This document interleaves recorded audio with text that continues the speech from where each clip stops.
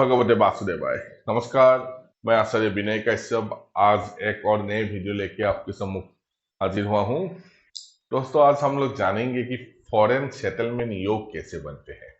ठीक है, कुंडली को देख के हम कैसे जान सकते हैं कि किसी जातक व जातिका का फॉरेन सेटलमेंट योग है कि नहीं। देखिए, आजकल जो सॉफ्टवेयर बेस हो गया है, सॉफ्टवेयर में सब कैलकुलेशन किया हुआ होता है।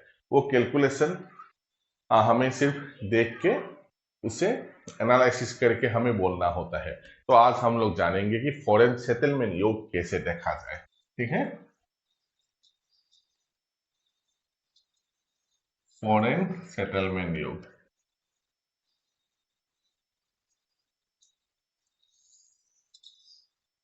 माफ कीजिएगा। ये फॉरेन सेटलमेंट जानने के लिए हमें थोड़ा टेक्स्ट को भी हमें जानना होगा। इसमें क्या क्या मुख्य प्लेनेट है उसे भी जानना होगा।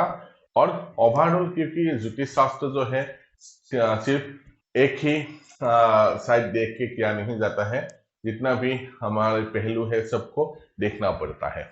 उसके लिए हमें लग्न चाहिए। ठीक है, ये है लग्न, D1 कुंडली, लग्न कुंडली D1 जिसे लग्न कहते हैं। जितने भी प्रेडिक्शन है मित्र, हमें सिर्फ लग्न कुंडली से ही देखना है। लग्न कुंडली में क्या क्या भाव देखना है हमें? लग्न, 4th house, 9th house, 12th house, ये जो है फॉरेन का कारक ग्रह भाव है। और यहां पर चाहिए कि गुरु बृहस्पति को हमें देखना है। और गुरु की बल को देखना है कहां पर? सद्बल में। सद्बल में गुरु की बल को देखना है। यहां अगर गुरु को सद्बल में 7 रूप बल मिलता है, 1 रूप बल इक्वल टू 60 षष्ट्यांश। ठीक है, ये कभी और हम उसके बारे में जानेंगे। आप समझ लीजिएगा कि हमें सद्बल देखना है कि गुरु का, ओवरऑल गुरु का सद्बल देखना है। और गुरु का अगर सद्बल 7 रूप बल से ज्यादा हो, 7 या 7 रूप बल से ज्यादा हो, तो ये क्राइटेरिया बन जाता है कि जातक का फॉरेन ट्रेवल्स का योग बनता है। और साथ ही साथ में हमें सर्वाष्टक वर्ग भी चाहिए। सर्वाष्टक वर्ग, जब भी जातक ने जन्म लिया तो उसी समय ग्रह, कौन सा ग्रह ने कितने बिंदु दिया था जातक को, वो हमें जानना है। ये अगर हम एक साथ फलादेश करते हैं तो रिजल्ट इससे बहुत बढ़िया निकलता है। तो यह है सर्वाष्टक वर्ग।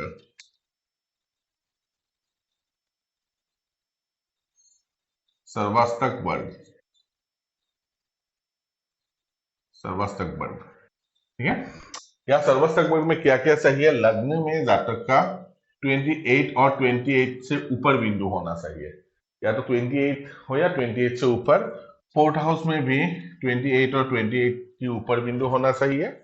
और 9th हाउस में भी 28 और 28 के ऊपर बिंदु होना चाहिए। और 12th हाउस में भी 28 और 28 के ऊपर बिंदु होना चाहिए।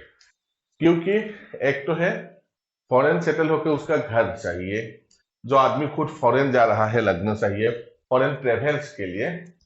और फॉरेन परमानेंट सेटलमेंट के लिए भी हमें 12th हाउस चाहिए। तो ये 4 मुख्य घर होता है। और गुरु बृहस्पति को हमें चाहिए कि गुरु की ग्रेस से, आशीर्वाद से हमें फॉरेन सेटलमेंट में कोई बाधा ना आए। तो गुरु का भी हमें सद्बल चाहिए। अगर सद्बल में गुरु का रूप 7 रूप बल से अधिक हो तो ये पुख्ता कर देता है कि जातक को जातिका का फॉरेन जो सेटलमेंट का योग बनता है। अगर वो चाहे तो फॉरेन जाकर वहां सेटल हो सकता है। और आसान नियम है, इस तरह हम देख सकते हैं। लेकिन इससे पहले हमें क्या जानना होगा कि सर्वाष्टक बल क्या है, सद्बल क्या है, फिर लग्न कुंडली, ये सब का थोड़ा एनालिसिस थोड़ा करना है। देखिए, जब तक हम ज्योतिष शास्त्र के हर एक पहलू को नहीं समझेंगे, तब तक हम फलादेश में हमें हमेशा प्रॉब्लम आएगा। इसलिए ज्योतिष शास्त्र सिर्फ एक ही पहलू को लेकर नहीं किया जाता है। ज्योतिष शास्त्र के लिए जितना भी सेक्टर है, पराशरी ज्योतिष का जितना भी सेक्टर है, बृहद जातक का जितना भी सेक्टर है, हमें लेना है, लेके ओवरऑल करके हमें प्रेडिक्ट करना है। ठीक है, बहुत आसान नियम है, देखने से बहुत आसान लगता है, लेकिन उसे निकालने में थोड़ा प्रॉब्लम होता है। लेकिन आजकल जो सॉफ्टवेयर का जमाना है, सॉफ्टवेयर में ये सब बनाया ही रहता है, उसमें लेके हमें फलादेश करना है। सिर्फ लग्न कुंडली को देख के हमें नहीं फलादेश करना है।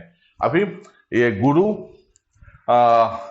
इनमें से कहीं भी अगर गुरु स्थित हो, ठीक है, लग्न में 28 और 28 से ज्यादा है, फोर्थ हाउस में 28 और 28 से ज्यादा है, नाइन्थ हाउस में 28 और 28 से ज्यादा है, और 12 हाउस में 28 और 28 से ज्यादा है, तो इनमें से गुरु कहीं भी हो, सपोज गुरु अगर 9th हाउस में हो, 12 हाउस में हो, लग्न में हो या 4th हाउस में हो, ये फॉरेन योग का, फॉरेन सेटलमेंट का योग बनाता है। ठीक है, तो हमें क्या देखना है कि लग्न कुंडली में हमें first house, 4th house, 9th house और 12 हाउस लेना है। उसे सर्वाष्टक कुंडली में हमें देखना है कि कितने बिंदु मिला है। अगर first house, 4th house, 9th house और 12 हाउस में अगर 28 और 28 से ज्यादा बिंदु मिला हो, और सद्बल में अगर गुरु को 7 रूप बल से 7 रूप बल तक अगर उसे सद्बल में बल मिला हो, ठीक है, रूप बल मिला हो, और वही गुरु अगर first house, 4th house, 9th house और 12 हाउस में हो, तो ऐसे जातक व जातिका का फॉरेन सेटलमेंट आराम से हो जाता है, ना कोई बाधा विघ्न के उसे रोक पाता है। ठीक है, और भी कुछ क्राइटेरिया है, लेकिन ये बहुत आसान और शॉर्ट फॉर्म है। इसलिए हमने हजारों कुंडली में देखा है कि जो जातक व जातिका फॉरेन गया है, उनकी कुंडली में हमने अप्लाई करके देखा है कि ये सिद्धांत पूरा एक्यूरेट बैठता है। तो बहुत इजी नियम है, लेकिन इसमें थोड़ा प्रैक्टिस की जरूरत है। आशा है कि ये प्रैक्टिस आप लोग करोगे और करके देखोगे कि आपका ये सिद्धांत सही बैठा है या नहीं। तो आज हमने फॉरेन सेटलमेंट के बारे में जाना। इस तरह मजेदार वीडियो आप लोगों के सामने मैं लाता रहूंगा। अगर मेरा वीडियो आपको पसंद आती हो तो प्लीज इसे लाइक कीजिएगा, शेयर कीजिएगा और सब्सक्राइब करना मत भूलिएगा। धन्यवाद।